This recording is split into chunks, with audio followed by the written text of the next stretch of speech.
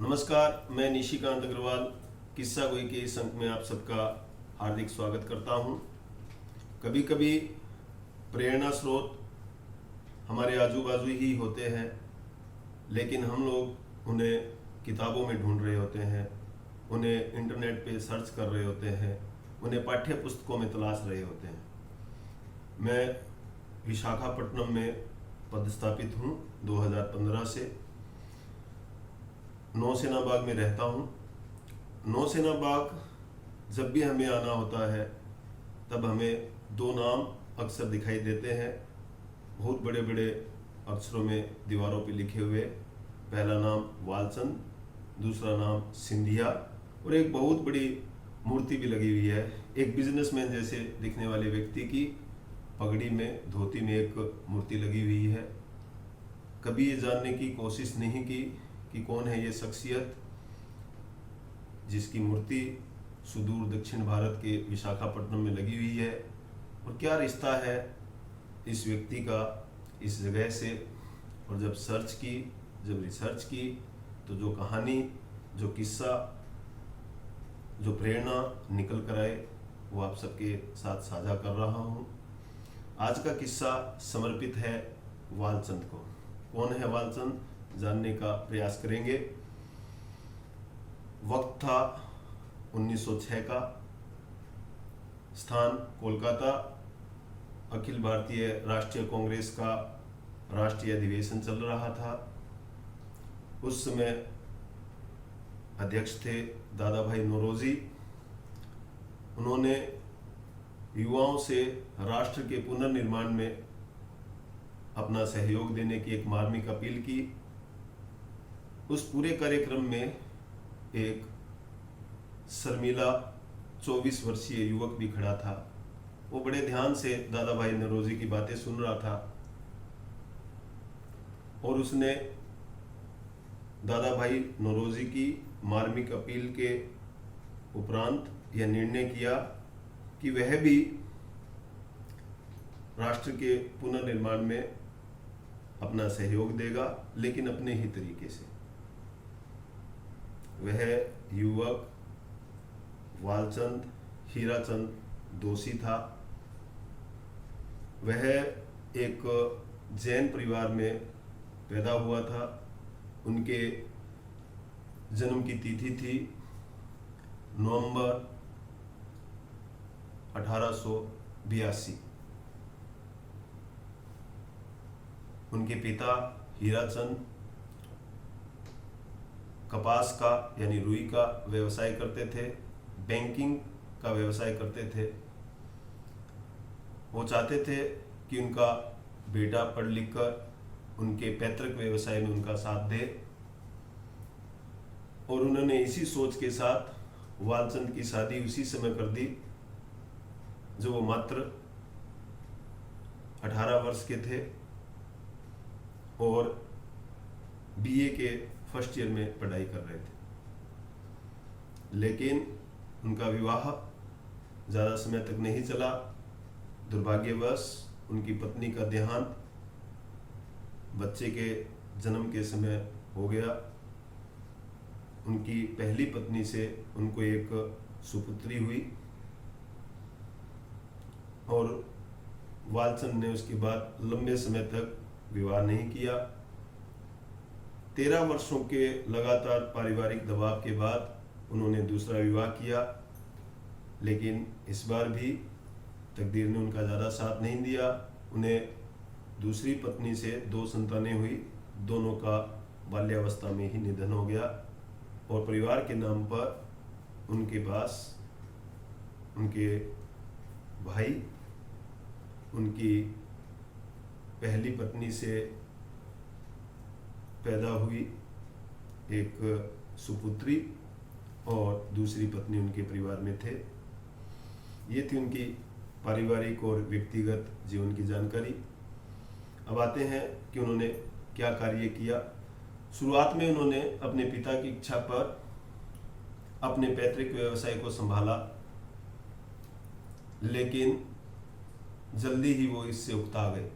उन्होंने तय किया कि वो स्वतंत्र रूप से अपना कोई कार्य करेंगे, और उन्होंने रेलवे में ठेकेदार के रूप में अपना करियर प्रारंभ किया। जल्दी ही मेहनती वालचंद एक सफल ठेकेदार बन गए, लेकिन वालचंद बहुत महत्वाकांक्षी थे। उनका विजन बहुत बड़ा था। वो अपना पूरा जीवन रेलवे ठेकेदार की पहचान के रूप में नहीं बिताना चाहते थे। 1908 में उन्होंने एक इंडस्ट्रीज की स्थापना की जिसका नाम रखा वालचंद इंडस्ट्रीज। यह शुरुआत में गन्ना उत्पादन, चीनी उत्पादन जैसे कार्यों में संलग्न थी। बाद में धीरे धीरे इसने कागज बनाना प्रारंभ किया, पल्प बनाना प्रारंभ किया, पाइप बनाना प्रारंभ किया और यहाँ तक कि चीनी मिल की मशीनें भी बनाना प्रारंभ किया। ये वालचंद इंडस्ट्री धीरे धीरे बड़ा आकार लेती जा रही थी। उसके कुछ समय के बाद 1919 में उन्होंने तय किया कि शिपिंग में बहुत संभावनाएं हैं। उस समय प्रथम विश्व युद्ध खत्म हुआ ही था, तो शिपिंग के बारे में जानने के लिए उन्होंने अपने दो दोस्तों के साथ ग्वालियर के सिंधिया राजघराने से एक स्टीमर खरीदा। उस स्टीमर का नाम था SS लॉयल्टी स्टीमर, और उन्होंने तय किया कि वो इस स्टीमर की मदद से पूरे विश्व का भ्रमण करेंगे। और 5 अप्रैल 1919 को वाकई उन्होंने मुंबई से लंदन तक का समुद्री सफर तय किया उसी जहाज पर। यह गुलाम भारत में किसी भी भारतीय के द्वारा खोली गई पहली शिपिंग कंपनी थी। इसकी प्रशंसा स्वयं महात्मा गांधी ने अपने समाचार पत्र यंग इंडिया और हरिजन में कॉलम लिखकर की। वो बड़ा प्रसन्न थे कि ये वाकई आत्मनिर्भर भारत और स्वावलंबी भारत की दिशा में एक बड़ा कदम है। 1926 में उन्होंने हिंदुस्तान कंस्ट्रक्शन लिमिटेड के नाम से एक कंपनी की शुरुआत की। यह इंफ्रास्ट्रक्चर डेवलपमेंट यानी आधारभूत संरचना के कार्यों में संलग्न एक कंपनी थी, लेकिन इसका कार्य छोटे प्रोजेक्ट लेना नहीं था। ये nuclear plant, hydel power plant, बड़े बड़े मल्टी पावर प्रोजेक्ट इत्यादि बड़े कार्य करती थी। आप उस कंपनी के कार्यों का बड़प्पन इस चीज़ से देख सकते हैं कि दुनिया का सबसे बड़ा बैरेज फरक्का बैरेज इसी कंपनी के द्वारा बनाया गया। कोलकाता मेट्रो का कार्य भी वालचंद की इसी कंपनी को मिला। अभी वर्तमान में कुछ समय पहले ही बांद्रा वर्ली सी लिंक मुंबई में बना है, वो भी वालचंद की इसी कंपनी के द्वारा बनाया गया। यहाँ तक कि राजमंद्री में गोदावरी आर्च ब्रिज बना हुआ है, वो भी इसी कंपनी का बनाया हुआ है। इसी प्रकार के बहुत बड़े बड़े प्रोजेक्ट इस हिंदुस्तान कंस्ट्रक्शन कंपनी के द्वारा बनाए गए हैं। एक बार उनका जाना महाराष्ट्र के नासिक जिले में हुआ। वहाँ वो रावल गांव नामक एक जगह पर गए। वहाँ उन्होंने देखा कि वहाँ सैकड़ों एकड़ जमीन बंजर पड़ी है। उन्होंने उसी दिन 1933 में निर्णय किया कि वो यहाँ पर 1500 एकड़ जमीन खरीदेंगे। जो लोग वालचंद को जानते थे वो जानते थे कि यह एक दुस्साहस भरा निर्णय है, क्योंकि रावल गांव की जो जमीन वो खरीदना चाहते थे वहाँ पिछले कई सालों में कोई फसल नहीं हुई थी। जो जमीन वो खरीदना चाहते थे उसमें पत्थर भरे हुए थे, चट्टानें भरी हुई थी, वो बंजर जमीन थी। किसी को समझ नहीं आ रहा था कि वालचंद इस जमीन का क्या करेंगे। वालचंद ने 1500 एकड़ की उस विशाल भूमि को समतल करवाया। वहाँ उन्होंने दूसरे प्रदेशों से उपजाऊ मिट्टी लाकर उस ज़मीन को समतल किया। वहाँ उन्होंने कृषि वैज्ञानिकों की, एक्सपर्ट्स की, सोइल एक्सपर्ट्स की और इवन फार्मर्स की सबकी मदद ली और लगभग 7 साल तक वो कार्य चलता रहा। और उस अध्ययन के बाद, ज़मीनी कार्य के बाद, उन्होंने वहाँ पर गन्ना उत्पादन प्रारंभ किया। लोगों को लगा कि ये पुनः एक बड़ी व्यावसायिक भूल होगी, लेकिन आपको जानकर आश्चर्य होगा कि वहाँ बम्पर मात्रा में गन्ना उत्पादन हुआ। और इतना गन्ना उत्पादन हुआ कि उन्हें तुरंत वहाँ पर भारत की पहली शुगर मिल लगानी पड़ी। जब शुगर मिल लगाई और खूब सारा चीनी का उत्पादन हुआ, उसी उत्पादन को खपाने के लिए, उसी से तुरंत व्यावसायिक उत्पादन करने के लिए उन्होंने रावलगांव में ही एक कन्फेक्शनरी लगाई, जिसे रावलगांव कन्फेक्शनरी के नाम से जाना जाता है। 1980 और 90 के दशक में जिन लोगों ने अपना बचपन जिया है, वो 2 मशहूर कैंडीज़ को कभी नहीं भूल सकते, स्वाद और पान पसंद। ये दोनों कैंडी इसी रावलगांव कन्फेक्शनरी की बनी हुई है। वालचंद ने इस कन्फेक्शनरी के माध्यम से 80 और 90 के दशक के बच्चों के जीवन में मधुर स्मृतियां भरने का कार्य किया। रावलगांव कन्फेक्शनरी आज भारत की सबसे अग्रणी कन्फेक्शनरी है। अब चलते हैं उस शख्सियत के अन्य कार्यों की तरफ। 1939-40 में उन्होंने हिंदुस्तान एयरक्राफ्ट कंपनी के नाम से एक एयरक्राफ्ट कंपनी बनाई। जी हाँ, 1939 में उन्हें एक अमेरिकी व्यक्ति मिला जो अमेरिका की एक कंपनी में, एयरक्राफ्ट कंपनी में मैनेजर था। उससे वार्तालाप के तुरंत बाद वालचंद ने निर्णय किया कि वो भी भारत की पहली स्वदेशी एयरक्राफ्ट कंपनी बनाएंगे, और ऐसा ही उन्होंने किया। उस दुस्साहसी व्यक्ति ने मात्र 1 साल में और भारत की पहली एयरक्राफ्ट कंपनी बना दी, जिसका नाम था हिंदुस्तान एयरक्राफ्ट। लेकिन यह संवेदनशील और रक्षा क्षेत्र से जुड़े होने की वजह से 1941 में इसका आंशिक राष्ट्रीयकरण कर दिया गया, 1942 में इसका पूर्ण राष्ट्रीयकरण कर दिया गया, और जो कंपनी हिंदुस्तान एयरक्राफ्ट वालचंद ने बनाई थी, उसका नाम आज हिंदुस्तान एरोनॉटिक्स लिमिटेड है। ये उन्होंने मैसूर के राजा या दीवान कहें, दीवान मिर्जा इस्माइल के साथ पार्टनरशिप में बनाई थी, और इस हिंदुस्तान एयरक्राफ्ट कंपनी की स्थापना उन्होंने बंगलुरु में की थी। आज भी हिंदुस्तान एरोनॉटिक्स लिमिटेड का मुख्यालय बंगलुरु में है। 1940 में ही उन्हें लगा कि भारत को एक आधुनिक शिपयार्ड की आवश्यकता भी है। शिपयार्ड कहते हैं उस जगह को जहाँ पे बड़े बड़े शिप बनते हैं और उनकी रिपेयर का कार्य होता है। और इसी उद्देश्य के साथ उन्होंने विशाखापट्टनम आंध्र प्रदेश में, जहाँ हम लोग रहते हैं, वहाँ पर 21 जून 1941 को एक बहुत बड़े शिपयार्ड का निर्माण प्रारंभ किया।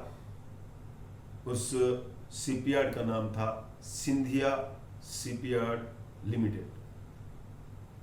1961 में इसका भी राष्ट्रीयकरण कर दिया गया और बाद में इसका नाम सिंधिया शिपयार्ड लिमिटेड से हिंदुस्तान शिपयार्ड लिमिटेड कर दिया गया। यह भी भारत का एक अति महत्वपूर्ण रक्षा क्षेत्र से और बड़े ही संवेदनशील क्षेत्र से जुड़ा हुआ उपक्रम है जो भारत सरकार का हिस्सा है। वालचंद ने इसके अलावा 1940 में ही तय किया कि वो भारत की पहली कार भी बनाएंगे।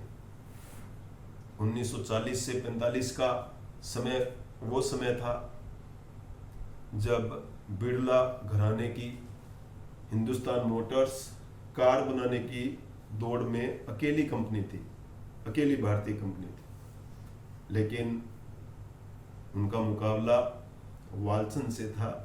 उन्होंने 1945 में प्रीमियर ऑटोमोबाइल्स के नाम से एक कंपनी बनाई और इसी कंपनी के तहत बिड़ला घराने की हिंदुस्तान मोटर से पहले अपनी पहली कार का उत्पादन कर दिया। यह एक बहुत बड़ी व्यावसायिक सफलता थी वालचंद की।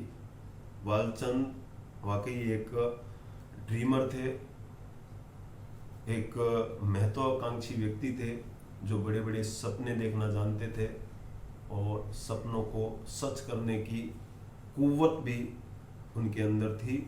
वो एक विजनरी व्यक्ति थे। वालचंद के नाम पे दो रोचक किस्से और मैं आप लोगों के साथ साझा करना चाहूँगा।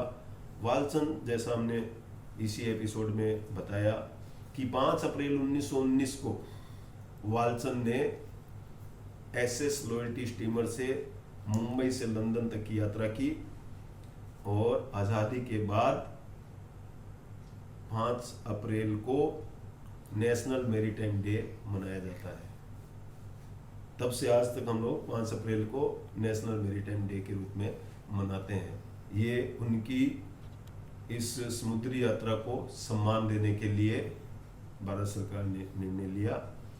और एक और रोचक घटना, वालचंद एक बार हॉलीवुड गए। वहाँ उन्होंने देखा बड़े बड़े सेट, बड़े बड़े स्टूडियो और अति आधुनिक सुविधाएं। वो भारत आए, आते ही उन्होंने मुंबई के पास एक बहुत बड़ा फिल्म स्टूडियो बनाया जिसका नाम है वालचंद स्टूडियो। ये आज भी अपनी सेवाएं दे रहा है। वालचंद ने इसके अलावा बहुत सारे शैक्षणिक संस्थान खोले, गुलाम भारत में इंजीनियरिंग इंस्टीट्यूट खोले और यहाँ तक कि उन्होंने ज़्यादातर अपने उपक्रमों का उद्घाटन भी उस ज़माने के कांग्रेसी नेताओं से करवाए, स्वतंत्रता सेनानियों से करवाए। उनका सबसे बड़ा क्लाइंट ब्रिटिश कंपनी थी, अंग्रेज लोग थे, लेकिन उन्होंने सौराष्ट्र की और राष्ट्रीय हित के लिए लड़ने वालों को पूरा सम्मान दिया। और ये भी लोगों के द्वारा कहा जाता है कि उन्होंने स्वतंत्रता आंदोलन में बहुत सा आर्थिक सहयोग भी दिया। 1953 में इस कर्मयोगी का देहांत हो गया, लेकिन वालचंद जैसे लोग मरते नहीं हैं। जब जब किसी बड़े सपने देखने वाले व्यक्ति का नाम आएगा, वालचंद का नाम हमेशा सबसे पहले आएगा। जब जब राष्ट्र के निर्माण की बात आएगी, जब जब राष्ट्र के स्वतंत्रता आंदोलन में सहयोग देने वाले लोगों की बात आएगी, तब तब वालचंद का नाम सबसे आगे आएगा। वालचंद के बारे में लोग कहते थे कि वालचंद एक ऐसे इंसान हैं, वो तब दौड़ना चाहते हैं जब उन्हें ढंग से चलना भी नहीं आता, लेकिन उन्होंने अपने कर्मों से, अपने कर्तृत्व से सभी लोगों को गलत साबित किया। मैं किस्सा गोई के दर्शकों की तरफ से ऐसे कर्मयोगी को सच्ची श्रद्धांजलि ज्ञापित करता हूँ। जय हिंद।